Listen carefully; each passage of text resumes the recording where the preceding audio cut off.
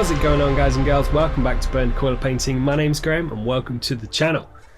It's been a while, but like I said in my update video, I am back. I'm going to be doing some videos, going to be a little bit more energized about it, and I was a little bit burnt out, but if you want more details about that, have a look at the video. I will link it in the cards. But what is this video all about? It is a video about terrain, baby. My friends at Archon have reached out to me about their Pathfinder system with dungeons and lasers, and I'm going to have a look, see what's different about it, see what it's all about, my thoughts and feelings, and paint it up. And for a little bit of an added challenge, I think I'm going to paint it up just using the Artist Opus Series D dry brushes. So as I said, Archon Studios and Dungeons and Lasers have reached out to me again about their Pathfinder Terrain set. It's got some pretty cool customization bits and bobs, something a little bit different, makes it a little bit more easier to play with. So let's see what they said about it. Get me little goggles on for this. Here we go. Pathfinder Terrain is terrain designed with half-height walls. We applied this solution to make it even more gameplay friendly. The floors are much thicker, they're not just flat tiles anymore. Okay. It includes different plugs, fully functional doors, and customization bits. The release will feature an Abomination Vault theme. It's connected with one of the most popular Pathfinder adventure paths. The second theme is made with half-heighted walls with the Dwarven Mines. If you've seen any of Dungeons and Lasers stuff, you will know the Dwarven Mines, definitely. It also has some new features, and we will release it at the same time as the Abomination Vaults. And, of course, it is all compatible with our previous Dungeons and Lasers sets. So that is what they said about this set. Let's have a look, open this up, and see what's inside. Oh, I like the packaging. Abomination Vaults, half-height walls. That looks pretty dope. So it looks pretty sweet. You can see on the front you've got those half-heighted walls for easier gameplay. This is the Dwarven Mines that we all have seen before. It's looking tasty. That was actually a year ago, a couple of days ago, the first time Dungeons and Lasers reached out to me. So it's like almost like a little 1 year anniversary of working with Dungeons and Lasers. So happy birthday, guys. So on this one it says it comes with 12 floor pieces, 30 wall pieces, 6 doors, 6 doorways, and 18 customizational bits, all in the box. I absolutely love the idea of the doors. I'm looking forward to seeing how they work. Let's open up the Abomination Vault and see what we get and see what is different between this and the existing Dungeons and Lasers terrain. I absolutely love packaging, and I really like the feel and the look of these boxes. That's just like a small thing. Obviously it's about the product inside, but I like packaging. Oh, you get some books, little leaflet. Oh, brilliant instructions. Cool. In a little catalogue as well. Brilliant, cool. If you've seen my video on Dungeons and Lasers stuff before, you'll recognise these. And here we go. Okay. Oh, I like the kind of Call of Cthulhu looking walls. Dungeons and Lasers and Archon Studios do great plastic, hard wearing, solid pieces. They don't feel like they're going to break, even like these thinner ones. On the other sets they seem to be really sturdy. So great to see that. I like the floors, like they said, they weren't just flat pieces anymore. You can see they've kind of redone them so they're a little bit better, a little bit more kind of thematic, and it looks like they've gone with the paved looking ones, so it's easier for Dungeons and Dragons Pathfinder, I assume. I've not played Pathfinder, but I've watched a lot of Dungeons and Dragons on YouTube and things. I'm a big fan of Critical Role and follow those campaigns, so I'm assuming that is your grid system, so you can play those systems nice and easy. It's looking great. I've just thought of one thing. You can use these, even if you like the taller walls that they used before, you can use these as kind of like garden walls or something. If you say like you have a fight in a courtyard or like a castle garden, you get ambushed and you and your team get ambushed or something, just to give your table a little bit more of a dimension. They can really help to sell the look of your table with different kind of heights and things. I'm guessing these are what they're talking about with the different heights of flooring stuff. You've got like little piles of rubble, which are cool. some of the doors there as well. Oh, you got pillars as well. Pillars, some little other bits and bobs of rock that look like they just pop in. I'm guessing they go in the floor or the walls. I like how the doors are still full size though, and these are looking like they're all just the same sprue but lots of. Off the bat, I would kind of like to see a little bit more variation in the sprues. They're all the same, but quality wise they look great. Solid quality, loads of detail. I think they've actually refined the detail compared to earlier sets. It looks, I don't know if it's because it's just a new set, it does look like it is a crisper finish.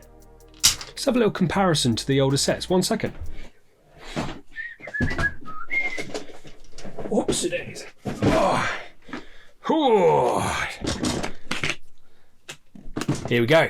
Got a couple of wall bits and a couple of floor bits just to compare. Let's have a little comparison of the two sets. So here you go. You can see this is a floor segment from one of the other sets. You can already see side by side a huge difference in finish. It's a lot less flat. It's far more detailed. You've obviously got the square grid system for your Pathfinder or D&D. And it looks a lot better than the older stuff. You can see that already. Now if we compare some of the walls, here's one of the more detailed Dwarven Ruins walls. And you can already see the stonework is so much crisper. So I don't know if this is like they've got a new way of printing or just they've got better at it, but these ones are looking really sharp. You can see the difference between the two prints already. I'm not sure if you can see it on the camera very well, but already you can see that the newer half-walls ones, the newer walls, the half walls in this just look a lot sharper. That's great. So that is going to be really good for dry brushing, which I'm going to be doing a lot of in this video. So that is a look at the actual sets, what comes in the box, and the difference between one of the older sets and the newer ones with this Pathfinder range. So now it is time to paint one of them. So I'm going to be painting the main one with the abolition. I keep on saying like abolition or something. The abomination vaults. I think it's fitting as that's like their main one for this at the moment. So I'm going to paint that up, and I really like the box art of this. So I'm going to see if I can paint up the box art or as close to as possible just using dry brushes. I like the blue kind of grey effect they've got on there with that kind of warm kind of off-white tone they've got on the box art. So I think it's time to grab some paints and see how close I can get to this box art. I started off with a grey primer. I used Halford's plastic primer just because that's what I had to hand, and I didn't want to use my airbrush at any stage of this project. Next, I washed the whole thing in my homemade dip wash inspired by Guy at Midwinter Minis. So thanks very much, Guy. If you want to know how to make it, check out his video, the link is down below.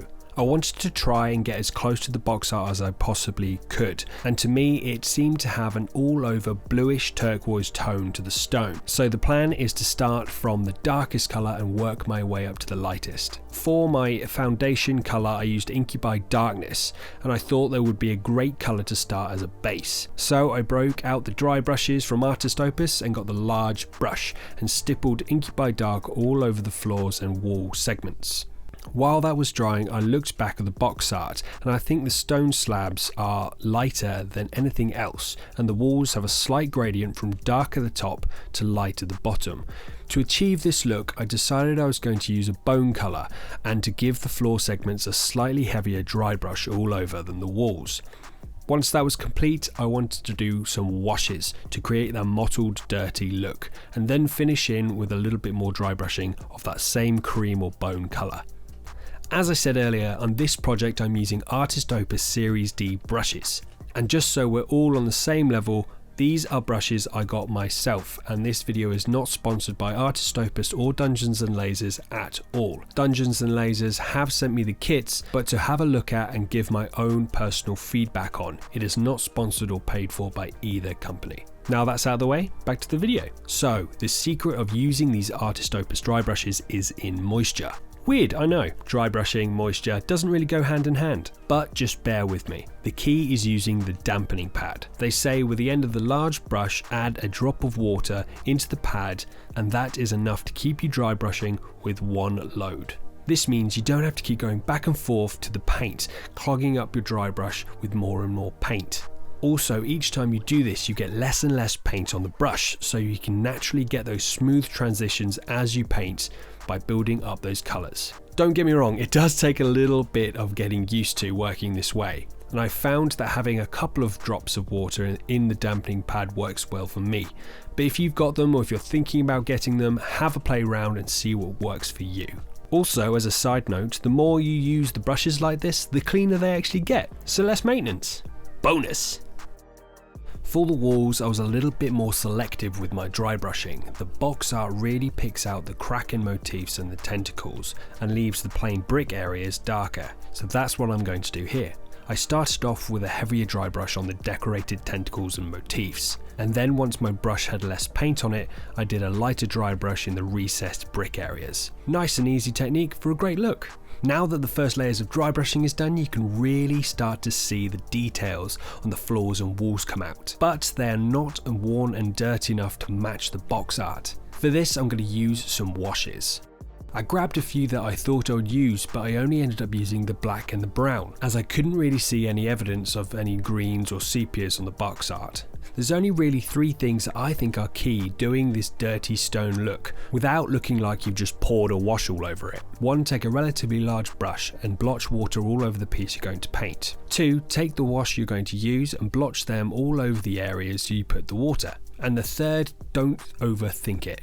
Just splat it on. And once the black was dried-ish, I did the exact same thing with the brown wash and concentrated it around cracks and edges of the tiles, generally where people wouldn't be walking. Another thing that is good to look out for when you're using washes in this way is that they don't create any hard edges. If they do, just wick away some of the wash or add a little bit more water so it dilutes that area. At this point, I'm really liking the look of these kits. The more crisp definition of these sets are really shining with this dry brushing technique.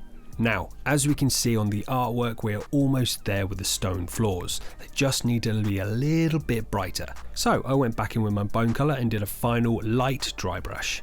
While the floors were drying, I did the same wash technique on the walls. This time I tried to keep the washes to the more recessed brick areas and the very bottoms of the walls. This made the decorative parts of the walls pop more and gave a more natural grungy look.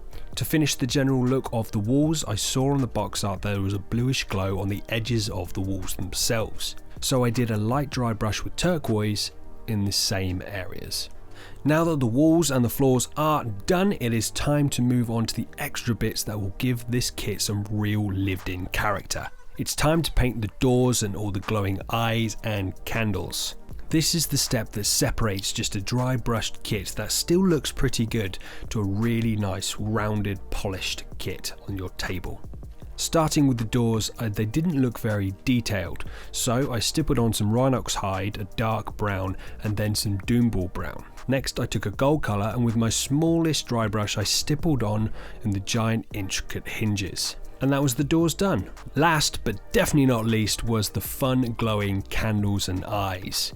With all of these, I used the exact same method to get these glowing effects. I started with my darkest colour and worked my way up to the lightest, using a smaller and smaller area as the brighter the paint got. And at the end, I used a little bit of white in the very centre or the very tips, just to set off the look that this is the very centre or where the light is coming from. I think the green eyes and the candles came out the best, but I struggled to colour match some of the purples. But nevertheless, the abomination vaults were done and ready for the table.